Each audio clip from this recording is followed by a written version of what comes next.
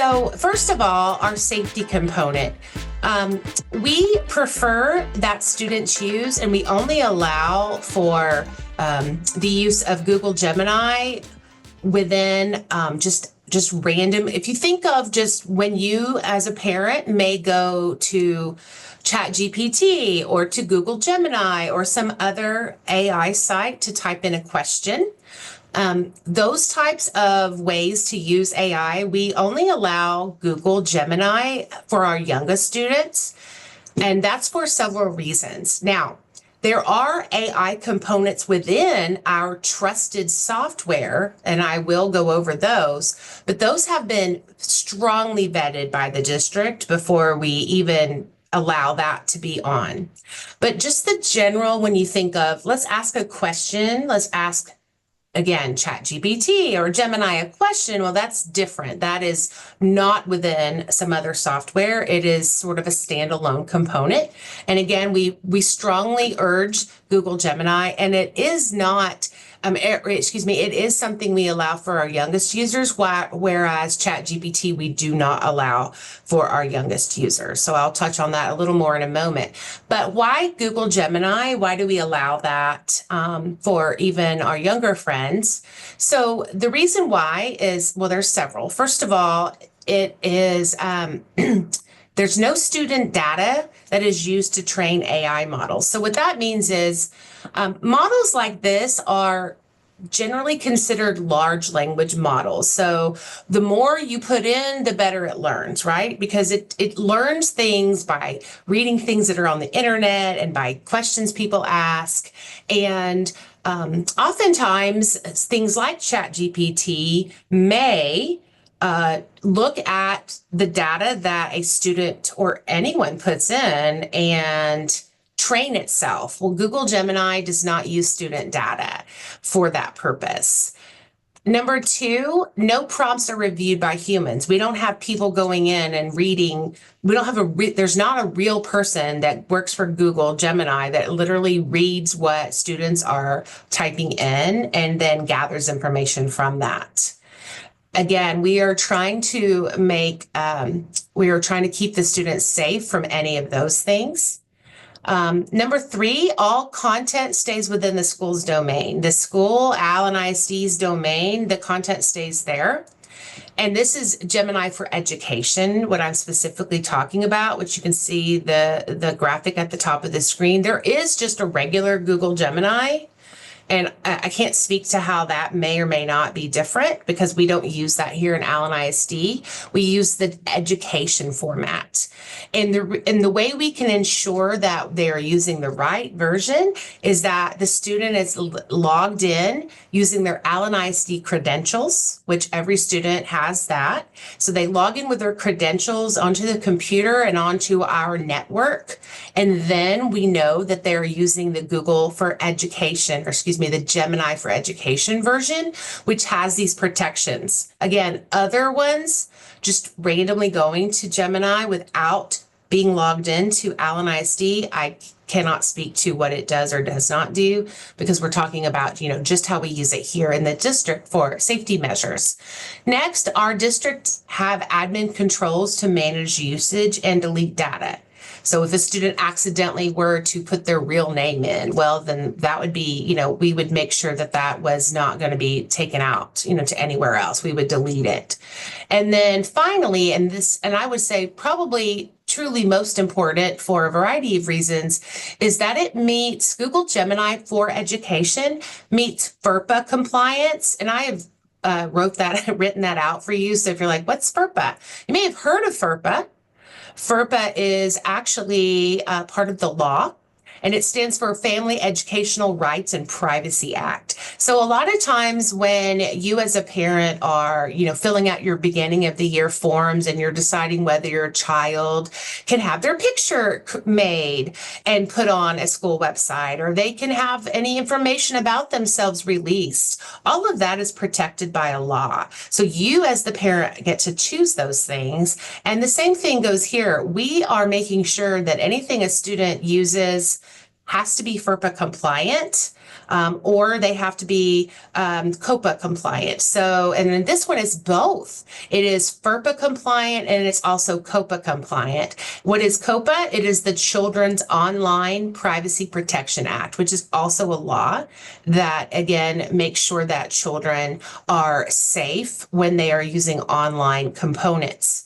I got this information. You can find it in a variety of ways, but if you wanted to see kind of exactly where this came from, this comes from a source called Common Sense Media, which you may have heard of as a parent. They have lots of different resources. You can look up films and books and lots of different things. And they have a verification where they call Common Sense Privacy Verified, and Google Gemini did receive that verification.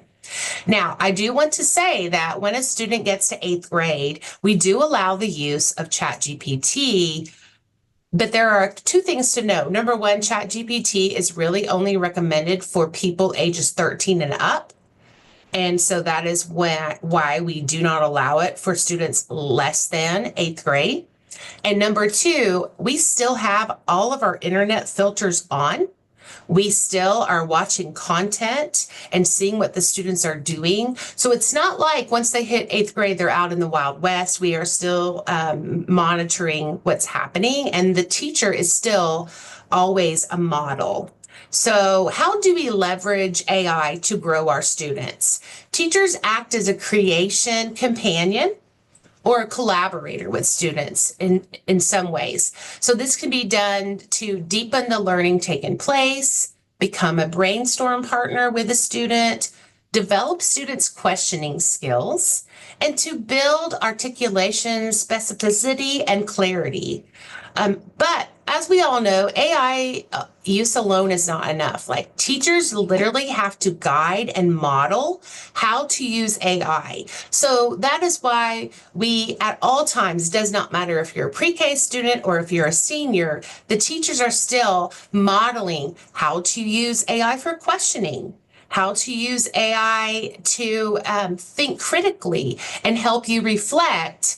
But you never just solely rely on AI, because AI is not something that you can just completely trust. You still have to verify what it's telling you through verified sources.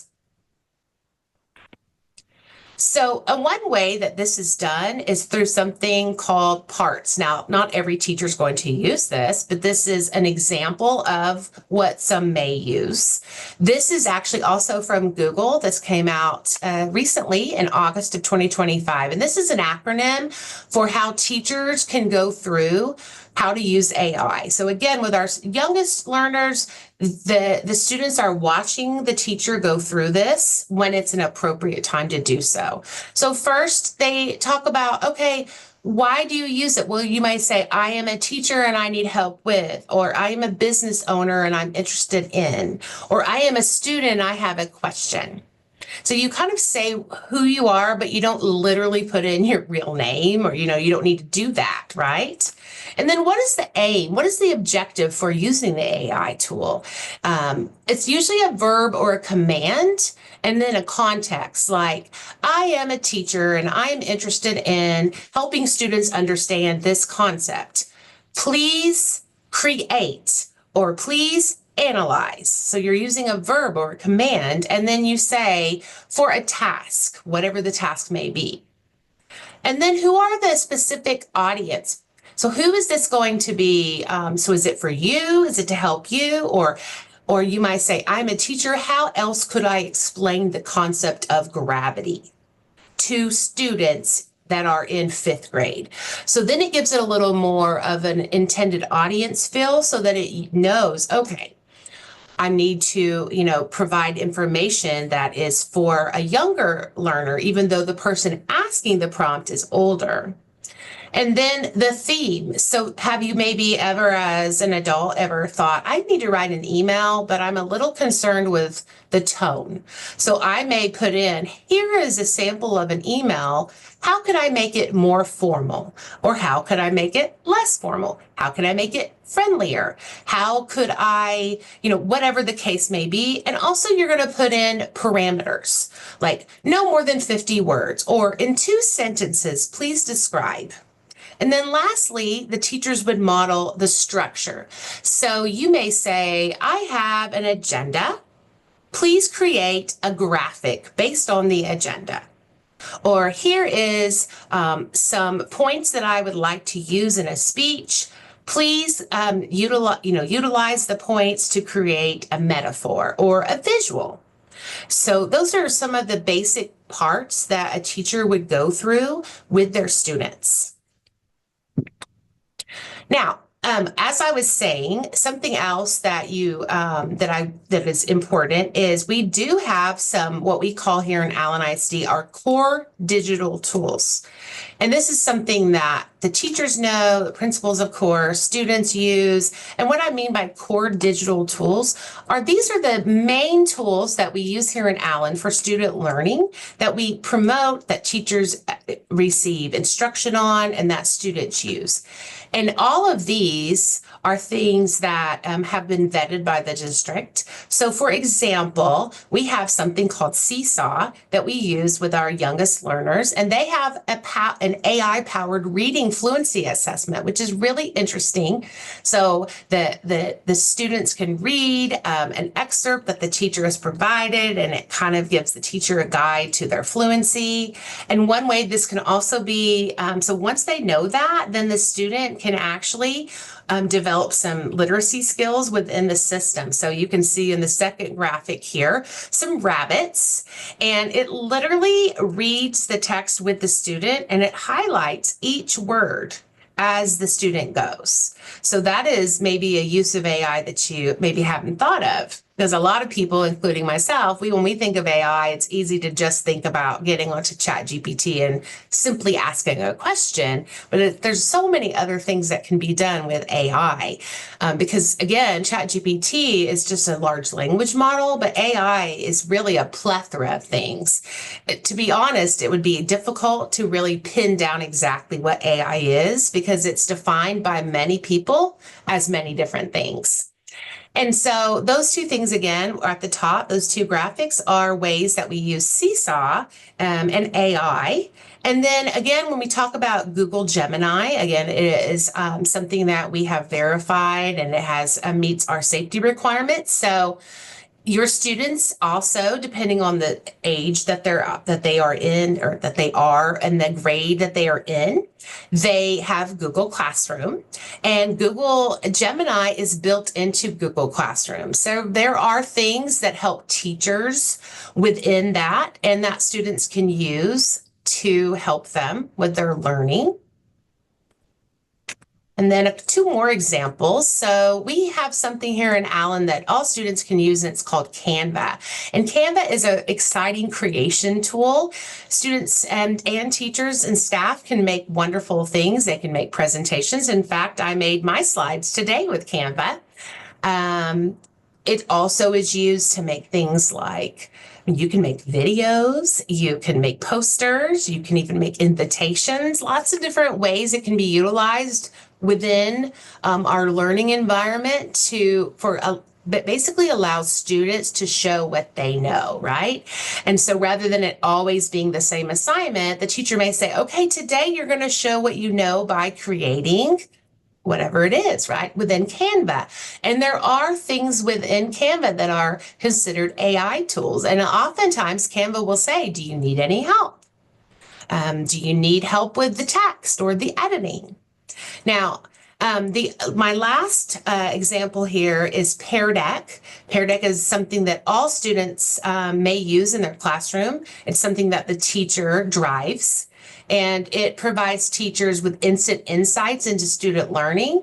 And there's lots of great ways it's used. That teachers can make a fun little game, or there can be a quiz, and it instantly gives them information and allows them to really differentiate their teaching to help students where they are, whether they already, kind of knew a lot of it and they need to maybe grow more, or, and expand their knowledge. Or we have some friends that maybe didn't know quite as much information, so they maybe need to be helped at the teacher table, whatever the case may be. So that is another way that teachers can use this.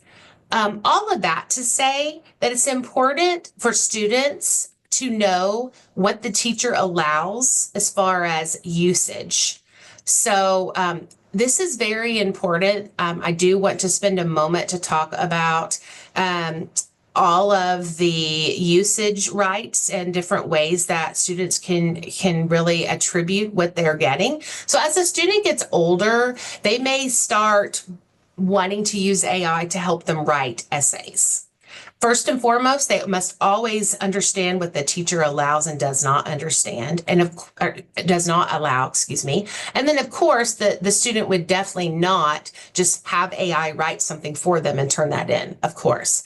So all of our librarians and the teachers know a citation with AI.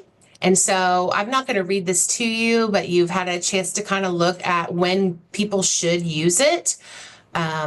And again, it needs to be something that the teacher knows about ahead of time and is okay with. But it's a really great way to come up with some brainstorming, or maybe get a way to rephrase something that doesn't actually, change anything. So this is when you actually would, though, cite it if it creates an original synthesis or acts as a co-creator, something like that.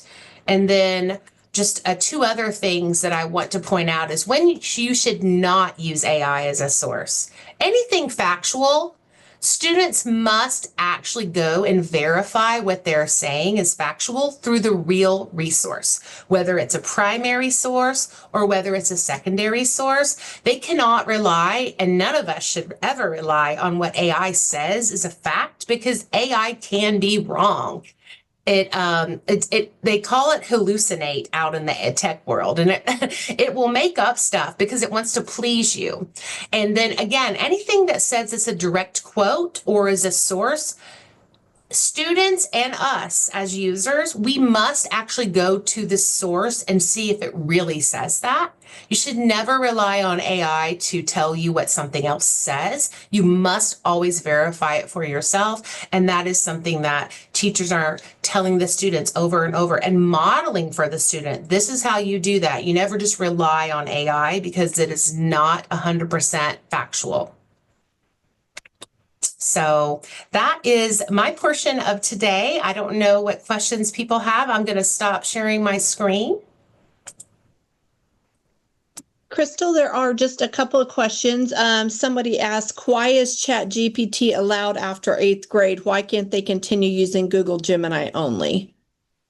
Well, that's a great question. And to your point, they certainly could only use it for Google Gemini only, but it's my understanding, I did not make the decision to say that they could or couldn't, as far as like, that wasn't my decision on just me or anything like that. But I do know the thinking behind it. And the thinking behind it is we need students who know how to do things within the world and to do things safely.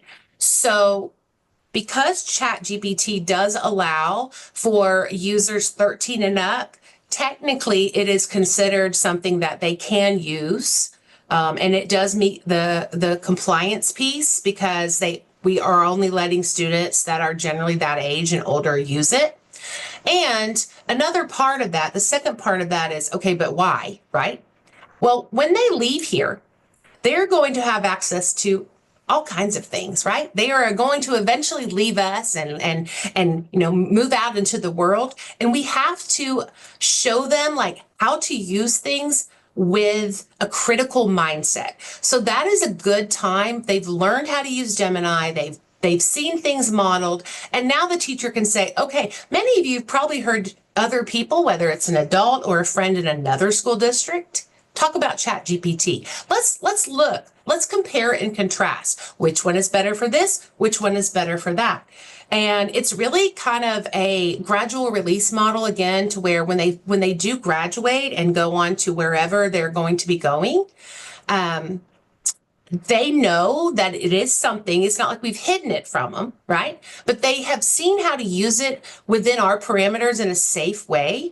And then when they leave, hopefully they can continue those best practices, because we've taught them well. So we have to eventually sort of release them into the world, but with hopefully a safety net and a mindset that is a critical thinking mindset. Okay. Another question, who is determining which educational sources are allowed or not? For example, when studying history or science, there may be differences between experts in those fields. Will Gemini be allowed to pull multiple sources, or will filters block some? The only reason a filter should block anything is if it's literally considered inappropriate, whether that is something that, is inappropriate because it contains curse words or visuals, or might be sexual in orientation, things that are just literally there's no place for here in education. We do not allow for that, right? So, and if something was just basically, what we do is we don't have a person that's watching every single thing. That's why we utilize our filtering system, and we have another layer on top of it, and the teacher can watch their screen. So really and truly, there's 3 different layers of safety that we can apply, that already apply, no matter what they're using. But yes, it will block things that are absolutely inappropriate, that should not be seen by a student. But as far as differing opinions, no, I've never seen that happen.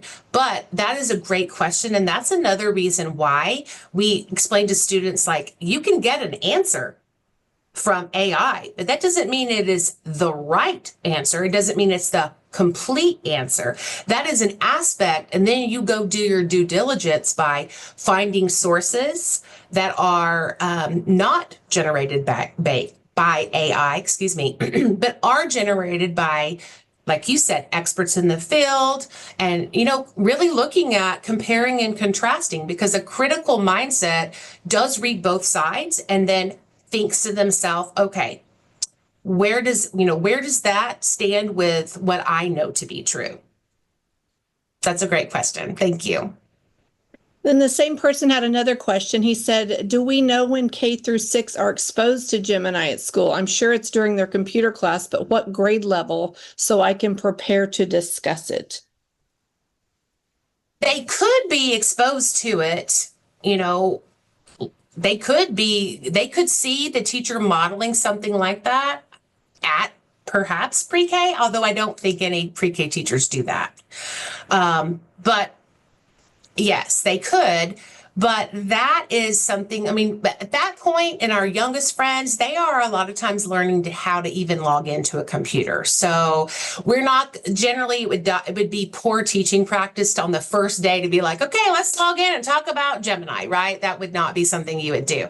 So it's going to be something that I would assume makes sense in the context of the class, but that is more of, I can't say, like, teachers don't tell me, hey, today I'm doing this or I'm not doing this. I would strongly urge you to reach out to the teacher and just say, hi, I know that Google Gemini is something that is allowed for our youngest learners. I'm interested in hearing how you plan on using it.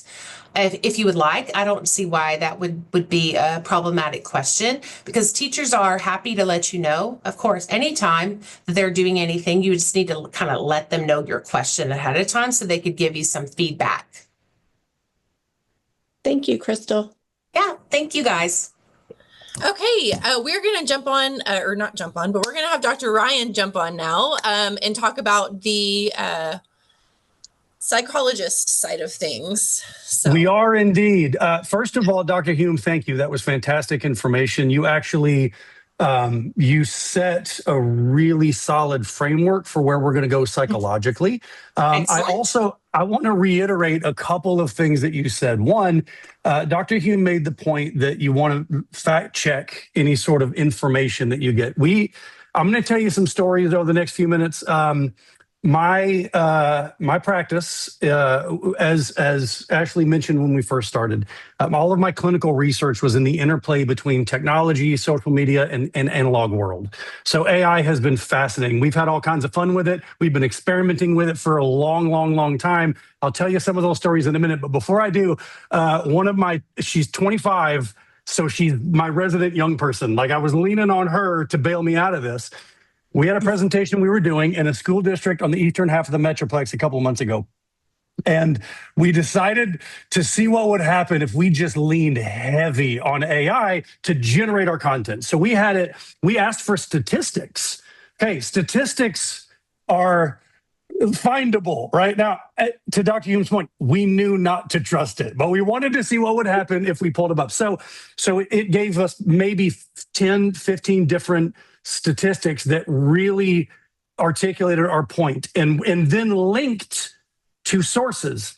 So then my next one was, okay, now eliminate all of the ones that are rhetorical examples and are not actual examples, and every one of them got eliminated. So in other words, none of them were real.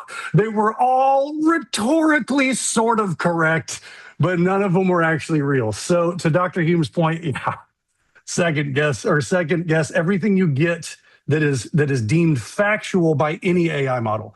I also want to emphasize, she put a slide up there that if you didn't screenshot it, I want to encourage you to go back and do it, because she's going to cover my whole first 5 minutes. So she had a slide that she called Creation Companions. And what she was trying to do, she was trying to explain to you as parents what your teachers are doing. They're trying to help your students do this. Parents, I need you to do the exact same thing. Okay, that's why I want you to screenshot it, but I want you to replace the teacher's role with your role. If you want to allow your kids to flourish in the tech world, you need to be doing everything that she put on that slide. That is not a job for the teachers. That is a job for you as parents. Okay, AI is no different than any other technology we've ever had. It's values neutral. Largely, it's values neutral. The value comes in how you utilize it and whether you utilize it with intentionality. Those of you who've been in presentations with me before and those who will be the next couple of weeks with me will not be shocked to hear me say this, but if your objective with technology is to hand it to your kids and then hope it all works out okay, it's not an effective use of technology and it's not going to go well. So I want you to use Dr. Hume's model of creation companions and teacher modeling. Man, it was absolutely fantastic. All right, so let me speak psychologically for a second, and also content-wise. I wanted to give you 3 positives. I'm not going to share my screen. I was going to, but honestly, she covered most of what I was going to talk about on the front end. And the back end, I would rather just have you listen to me. So here are my 3 positives for AI as it relates to development of young minds and of young learners. But I'm also going to apply it to you as parents, because here's the thing that school districts often do. They often leave out the application to parents because you're not their primary audience. You're a part of their audience, you're a supportive part of their audience, but they're most interested in your kids. As a family therapist, it is my job to ensure that we take a holistic approach to these technologies. So parents, I'm going to talk to you for a second. Here's where AI is amazing. Skills refinement and exploration. AI has the ability to take your knowledge set and your skill set and take it to another level of creative thought. I consider it like a flight simulator for your creativity. There was an MIT study that was done just a couple of months ago, and it was released, and it really kind of rocked the psychological and educational world because it verified to a large extent some of the things we already kind of intrinsically knew. Here's what it verified. For those who know their stuff, AI is like rocket fuel.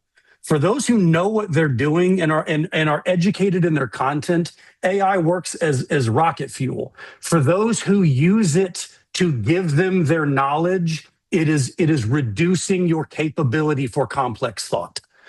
Okay, I'm gonna say that again really slowly. If you know your stuff, AI is amazing because you can discern what's good from what's not. It allows you to condense and organize your thoughts in a better way, in a more effective way. But if you're using AI to educate you, if you are using it as the source of your thought, what we're learning is that AI is reducing your ability to solve problems in a complex way. Okay, I want to give you a personal story of this. We were about a year ago, we were working through a contract negotiation with our company, and we used AI as a way to structure a contract, as a way to negotiate specific terms.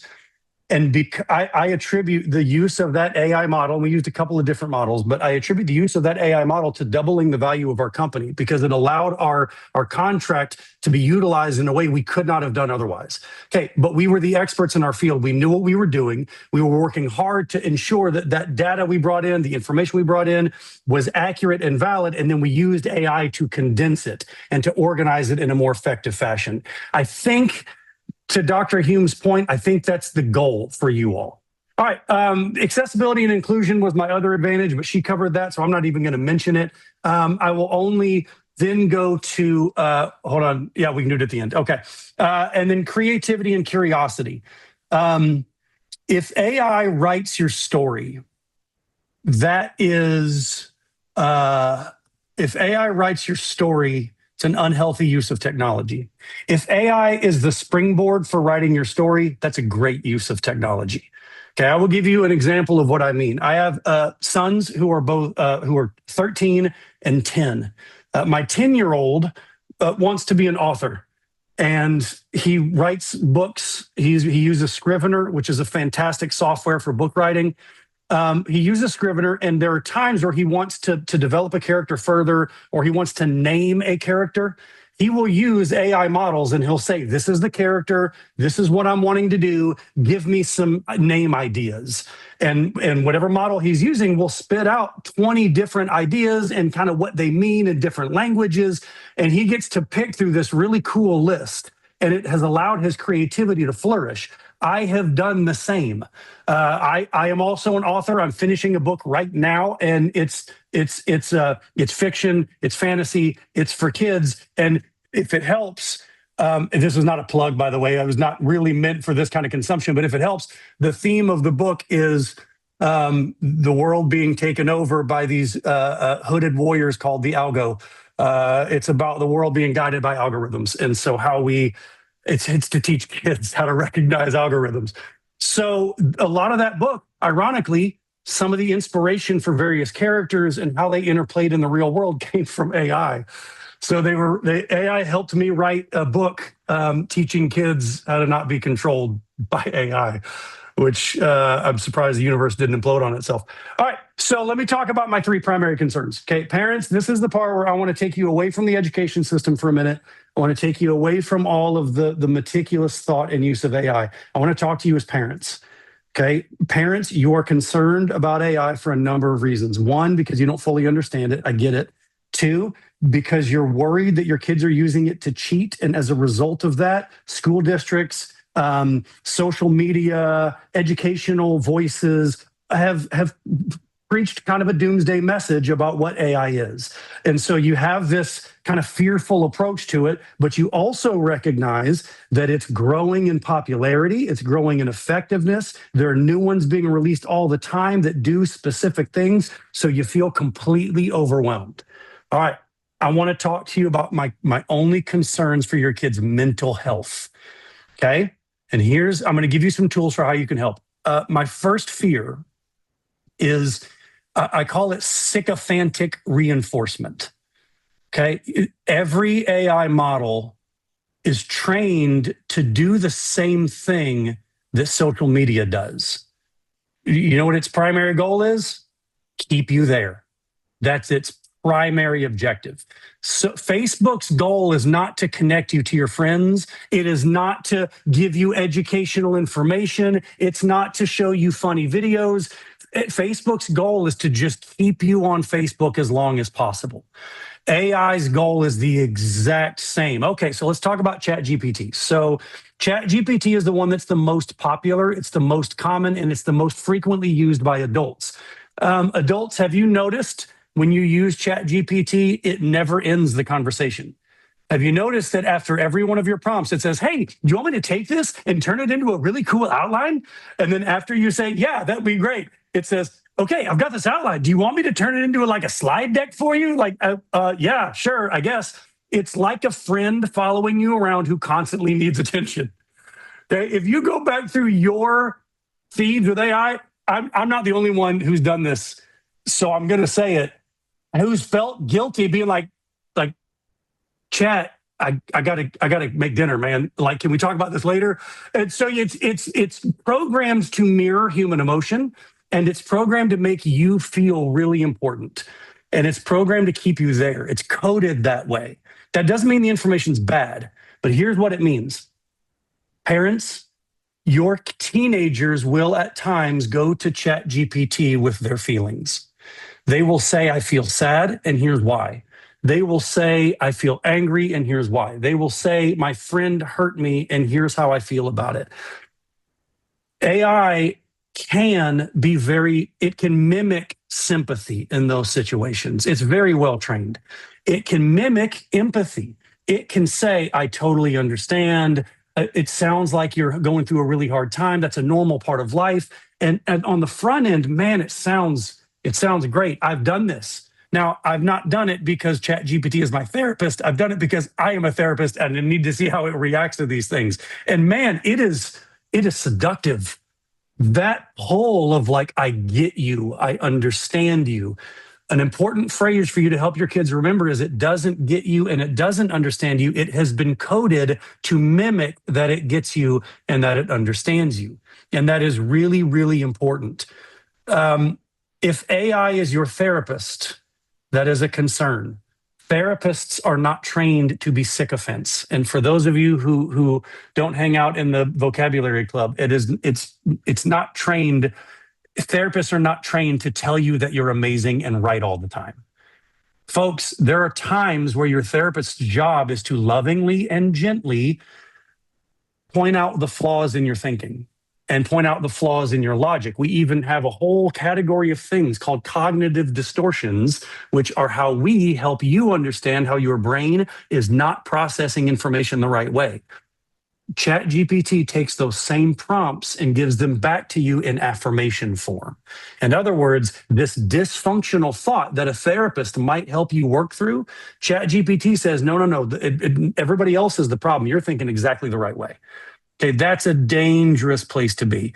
I'm going to tell you a funny story that she would have no problem with me sharing because I'm not going to tell her I shared it. There was a time when my wife and I were having, what's the phrase when you live with a therapist? It's not a fight. It's a comparison of ideas, a differing comparison of ideas. And it was happening via text message because it's 2025. And so we were disagreeing via text message. I'm a therapist. I tend to be a little long-winded and I tend to be a little meta with how I approach these problems. My wife is not and tends to be a little direct with how she talks to me when she's upset with me. So here's what happened. Like midway through our text exchange, she was mad and she was being kind of insulting, which to be fair, she was totally warranted. I didn't judge her for it. But like midway through our text exchange, she all of a sudden got like super rational and super calm. And like, I very much understand your perspective. And while I would love to hear further about your feelings on this issue, I really feel that we have not addressed the previous. And we got about 4 or 5 texts in and I texted her, I was like, am I talking to you or am I talking to ChatGPT? And the only response I got was, don't you judge me. Which made me laugh. So she was putting our text messages into ChatGPT and then responding with what ChatGPT told her to say. That's a dangerous place to be. And the reason that's a dangerous place to be is because ChatGPT is meant to help you or to have you keep your eyes on ChatGPT. So sycophantic reinforcement is my first problem. Let me condense this to a single phrase. Any tool that's job is to keep you there is going to give you dangerous information. Okay, so that's my first thing. My second thing is relational substitution. I did the counselor training for McKinney ISD like 2 years ago, did the full day. So I was with them from the morning until the afternoon. And one of the topics we covered was AI. Now, this was pre-ChatGPT. Well, that's not true. It was early stages ChatGPT, but it was brand new information, brand new technology. And I made this comment, and to a group of counselors, they looked at me like I was crazy. I said, guys, I'm worried that your students are going to start befriending AI. And I worry that they're going to start getting their relational needs met through AI. And again, we had a lengthy conversation about it, and they saw the theory behind it, but I don't think they had actually seen it in action. I don't think I'm alone anymore. There are an awful lot of professionals recognizing that AI models as friends or companions is a dangerous place to be. And the reason it's a place to be is because it's a dangerous place to be is because if you believe that this tool on your phone understands you better than the people in your life, that's going to be where you go for guidance. It's going to be where you go for wisdom. It's going to be where you go for information. And I never want your phone to be the source of those things for your kids. Okay, that's never a good thing for me. So here's what I want you as parents to do. I want you to make sure your kids understand AI as a tool is awesome. If AI is replacing a person, that's a bad thing. Okay, a parent, a therapist, a teacher, a friend, if it's replacing what you should be getting from a human being, that's a problem.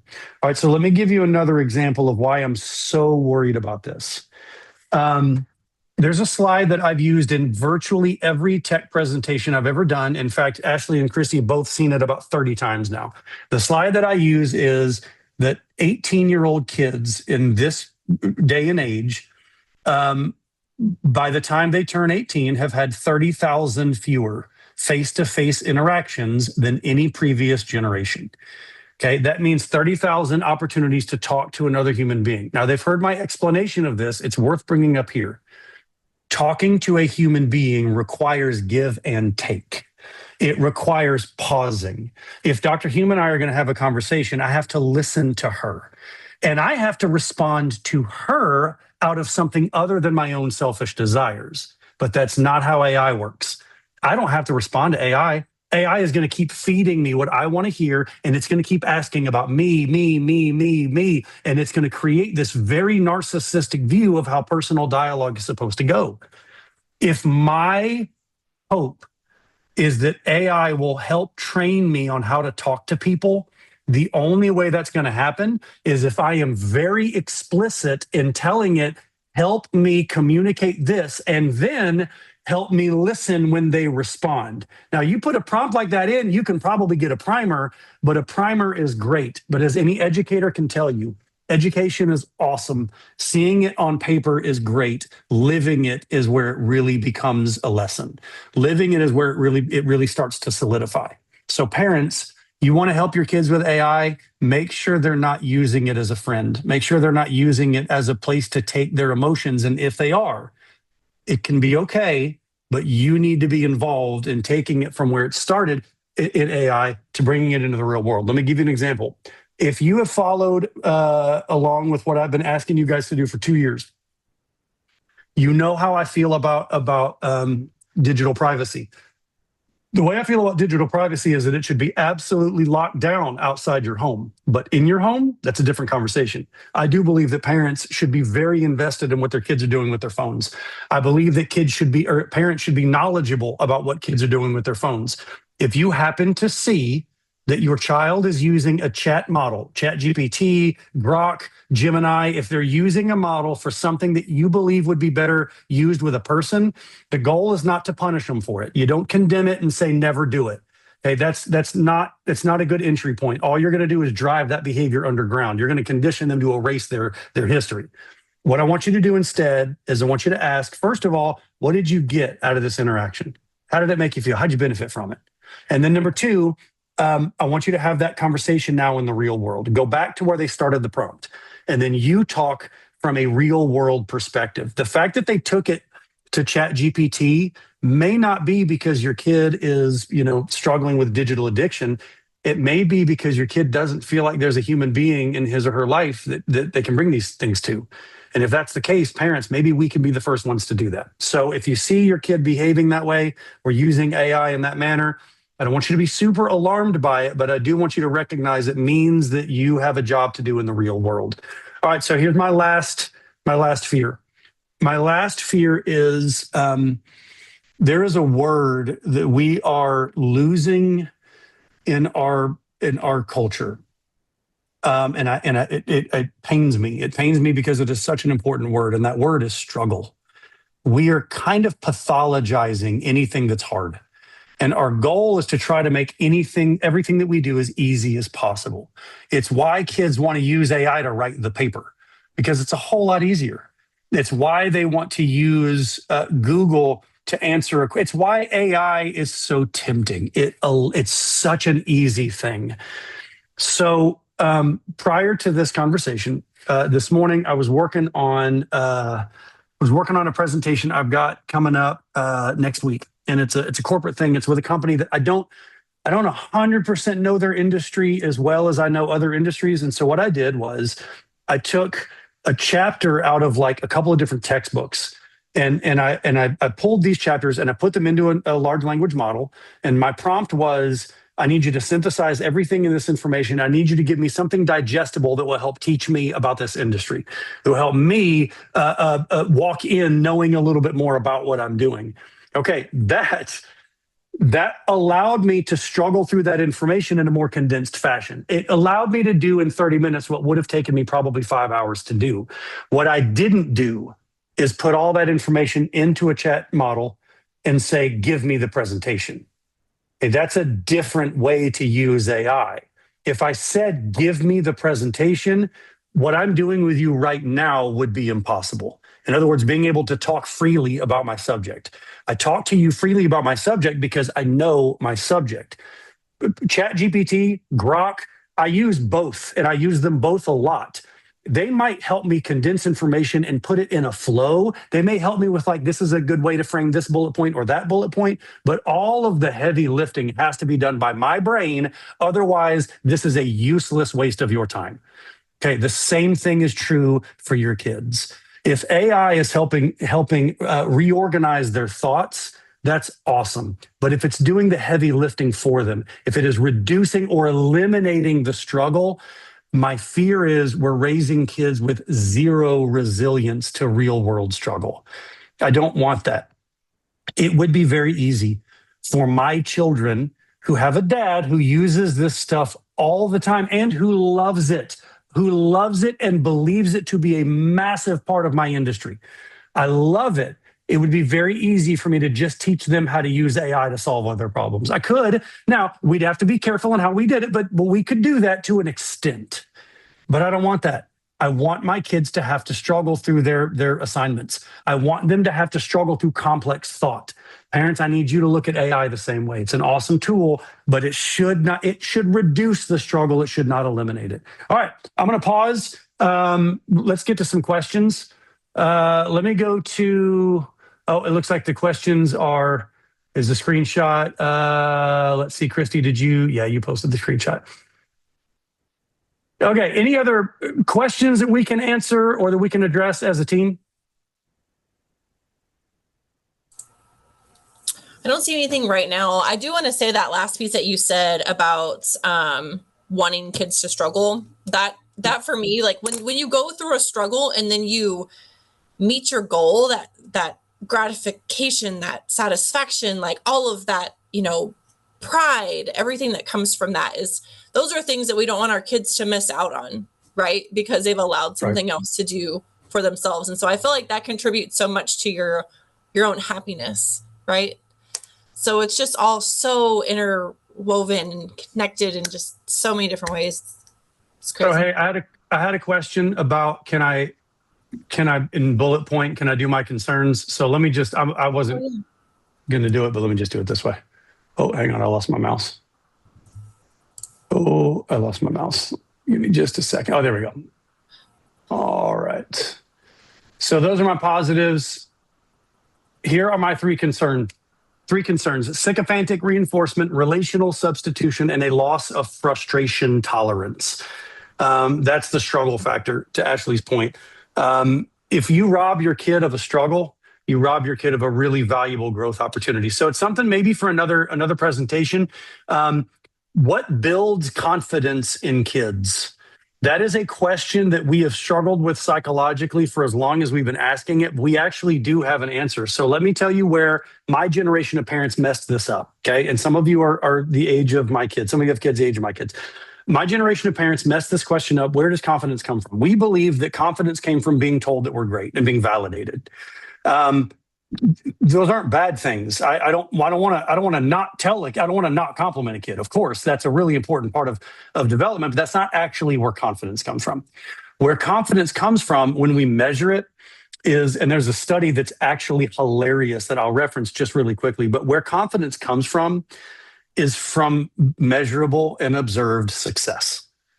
Look, I would love to give it in a different way, because that would make my life a lot easier, but it can't. So I'm going to give you the nickel and dime version of the study. There was a study done with college freshmen who were struggling academically, and they were given two different pathways to build confidence. One of them was tutoring combined with emotional reinforcement post-tutoring. So in other words, it was basically they got tutoring with a therapist who was praising them for their success in tutoring. Okay, I know that sounds kind of weird, but it was a study.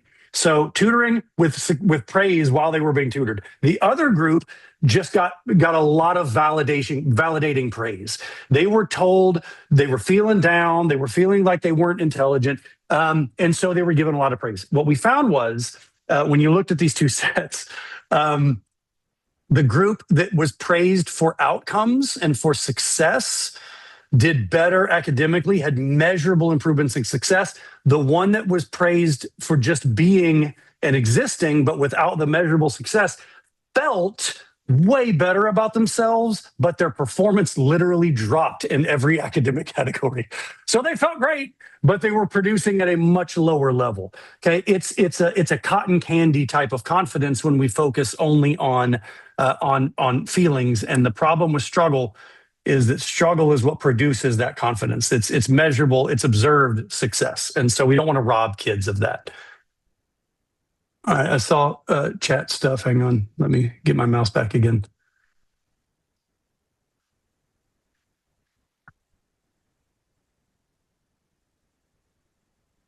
Oh, got it. It was just survey stuff. Yes, just me. So everybody, if you have further questions, go ahead and post them. But for right now, if you could please complete the survey. We use all of your feedback to help with future sessions. And then all the names we put into a prize drawing for a copy of The Anxious Generation. That's a really awesome book, really highlighting all the technology pieces that we've talked about in the past and what we will be talking about in the future. I've got kids 2, 13, and 16, and I've kind of gotten to live the whole Apple era of, in 2009, 2010 is when the first Apple's iPhone came out. And then the iPad followed up right behind that. And that was like the new toy. So we put it in our kids' hands, and I did. Guilty.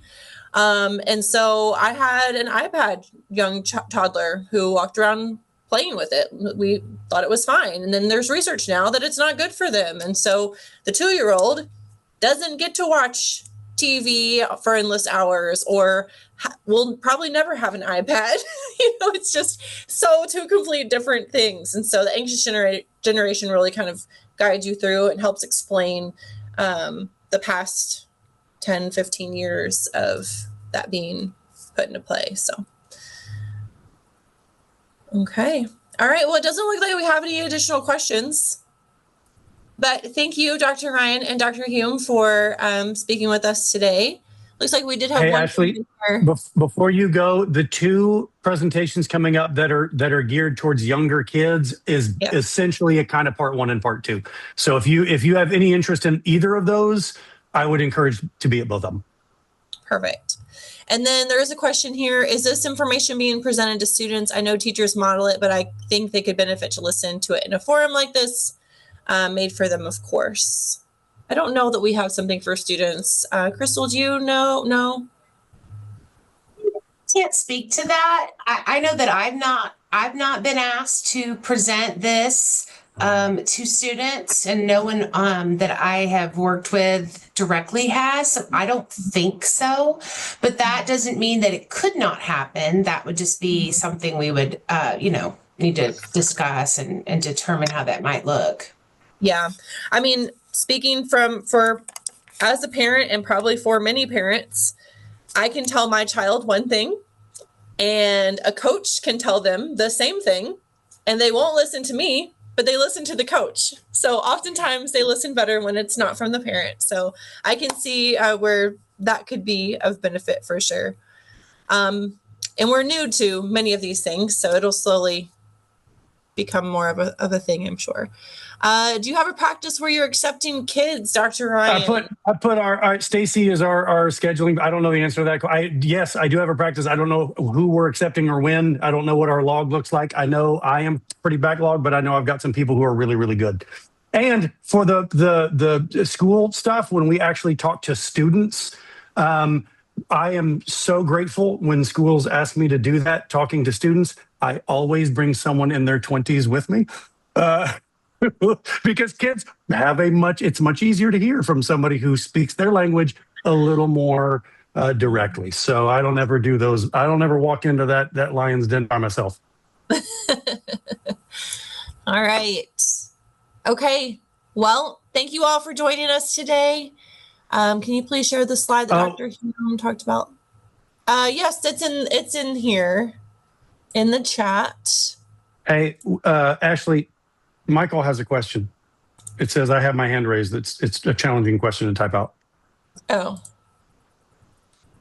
Question is challenging to type out. Okay. We don't have the opportunity or ability to be able to let someone speak on this. Oh, got it. Yeah. So Michael, as best you can, you may have to bullet point it or you can shoot it in an email and we can try to answer it for you and send it back. I'm sorry. Will you show the video recording of today? Yes. So essentially what happens is we record this and then we share it with communications. They fix it up a little bit and then we get it out to you guys within roughly a week or so. We post it on our Raising Eagles website under the part that says Flight Tools, Parent Resources. So it's our little parent resource library. If you go to our website at the bottom of the page, where it says Flight Tools, there is a whole bunch of different options that you can review of previous recordings. So always check it out. We are trying to continue to build that library all the time. Before he answers the question, I just wanted to say that I shared the screenshot again just a moment ago. It's called Teachers as Companions. It's within the chat, so hopefully it's going just to host and panelists. Okay. Yeah. Hey, I got a question. I'm sorry. Go ahead. Okay. No, I can reshare my screen quickly if that would be preferable. Yeah. Lauren, I see your question, and I'm going to hang around for a minute. Okay, one moment, and I will. Okay, so hopefully. There you go. Can we see this? Okay, so go ahead. This is the screen that Dr. Ryan was referring to. So he was saying that. Actually, go back one, Dr. Hume. I believe it was. Okay. One moment. Let me go back to the actual presentation. It was the one with the acronym. Okay. One moment. This one? It still says, how do we leverage AI? Yeah, I'm still seeing that same one. Okay, one second. All this can be really fun when you are trying to do. Okay. Let's see. Screens. Hey, Dr. Ryan, that husband-wife conversation that you were talking about earlier, I was cracking up because my husband and I also had a little differing of opinions one day. And I thought, you know what? Did you do it? I am too angry right now to respond back in a nice way. Like, this is going to go south real quick. Is it up there now? And it smoothed things out so quickly. I was like, oh. ChatGPT to the rescue. That's it. It's the best marriage counselor in the world as long as you don't get involved. I'm with you. Yeah. Okay, so this one, the reason this one was so great is because as a parent at home, to Dr. Hume's point, we parents are the ones who think you're supposed to use it like Google. That you're supposed to like type in a question and hit return and see what happens. Everything AI related, it's all prompt based. If you have the right prompts can get you to what you're looking for. So there's prompts and discernment. Those are the two linchpins of whether AI works well for your family or not. Prompts and discernment. The right prompt comes from exactly what you put on that slide, and then discern what you're actually trying to get out of it. And just as an example, I mean, this is why you don't trust it for any kind of facts. That's right. One time I Googled a simple fact just to see. I said something about what is closer, name two cities, and it was completely incorrect. It gave me a mileage between Dallas and Washington, D.C. It said it's 2 hours apart in driving time. Wow. And so I actually, because apparently I have nothing better to do, I said, that's incorrect. Actually, it is this many miles and it would take this, I actually got the source verified from something else. And I told it that, and I said, please update your information, which I'm sure it went, oh, okay, because whatever, right? But that's an example. So no, I mean, that's the whole point is we don't trust it. We used it for just 2 weeks ago. We used it to run an experiment. With the experiment we ran was there are online CEU sources that therapists, we all have to get CEU hours, and there were a couple of us in the office who we took the questions on a CEU exam. There were like 20 of them, and we ran like 50 different tests just to see how many it would get right, and it averaged about 85%. And the problem with that is 85% is not 100%, and that's what people think. They believe that no matter what, they're getting good information. Okay, so the question was, how do you recommend it's best to approach to a child that's using AI to discuss their emotions? All right, I'm going to answer this as directly as I can. One, don't panic. It is good that a child is seeking help for emotional support. So that is a good thing. Recognize the reason they're going to AI is because they grew up in a digital world. That's where they go for everything. It shouldn't shock us that they're using it for their emotions.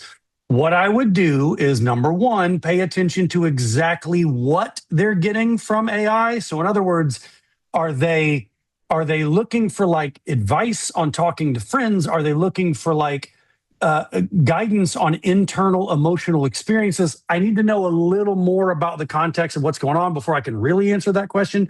But number three, and this is the part that no matter what's happening, I want you to do. If your kid is using AI to discuss emotions, not a bad thing. Don't panic. Just make sure you take that conversation offline. Okay. They can continue to have it.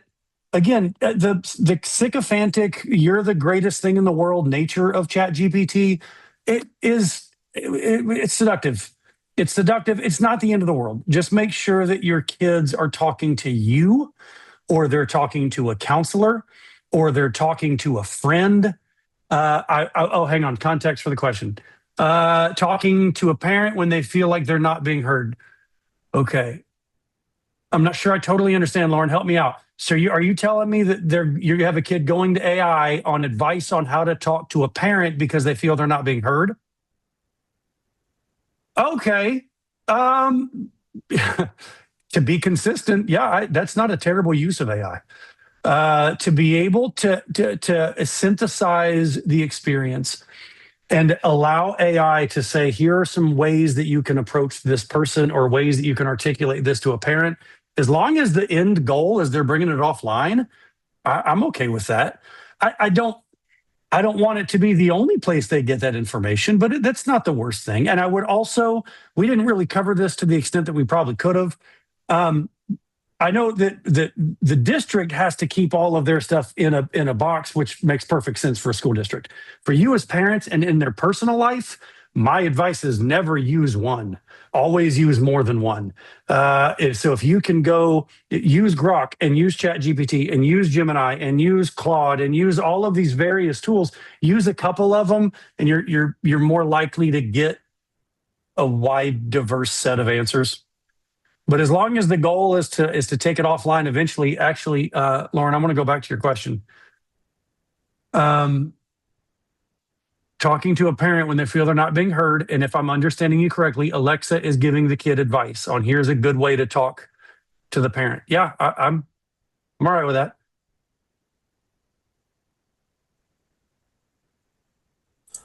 Okay, we have some more questions coming in on the Q&A. This first question, kids are going to see others succeed when cheating. Therefore, they're enticed to cheat.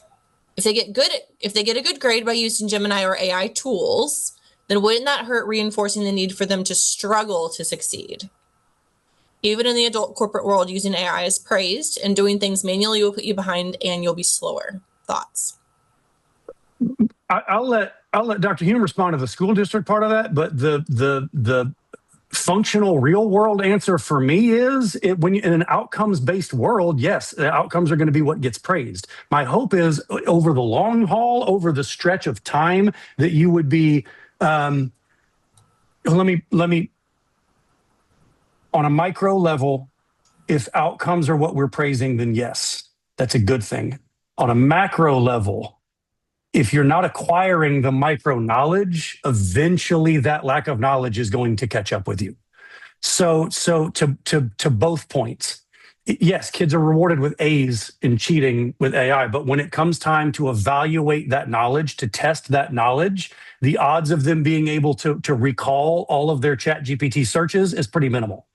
So if they're not going through the struggle of learning, they may be rewarded in the short term, but in a longitudinal fashion, it'll balance itself out. I believe the same is true in the corporate world. I'm going to go back to the situation we had a year ago.